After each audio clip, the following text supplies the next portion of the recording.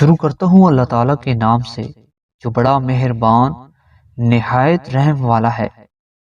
حضرت ابو ہریرہ رضی اللہ تعالیٰ عنہ سے روایت ہے کہ رسول اللہ صلی اللہ علیہ وآلہ وسلم نے فرمایا،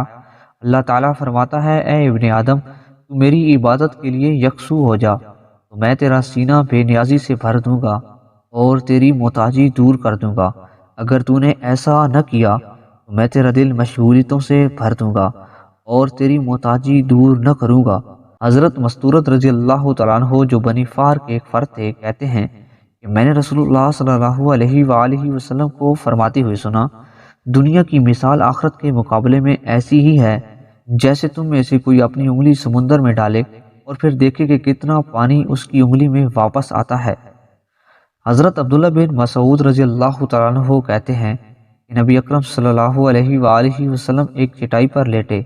تو آپ کے بدن مبارک پر اس کا نشان پڑ گیا۔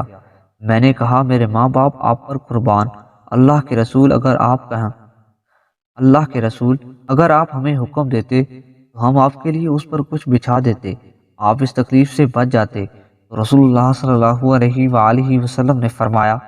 میں تو دنیا میں ایسی ہی ہوں جیسے کوئی مسافر درخت کے سائے میں آرام کرے پھر اس کو چھوڑ کر وہاں سے چل دے۔ حضرت معاذ بن جبل رضی اللہ تعالیٰ عنہ سے مروی ہے کہ انہوں نے رسول اللہ صلی اللہ علیہ وآلہ وسلم سے سوال کیا کہ ایمان کی اعلیٰ باتیں کیا ہیں؟ رسول اللہ صلی اللہ علیہ وآلہ وسلم نے فرمایا کہ کسی سے تمہاری محبت بھی اللہ کے لیے ہو اور بغض و عداوت بھی اللہ ہی کے لیے ہو، اور تم اپنی زبان کو خلوص دل سے اللہ کے ذکر میں مشغول رکھو۔ انہوں نے پوچھا، یا رسول اللہ، اس کے علاوہ اور کیا ہیں؟ آپ صلی اللہ علیہ وآلہ وسلم نے فرمایا، دوسروں کے لیے وہی چیز پسند کرو جو اپنے لیے پسند کرتے ہو،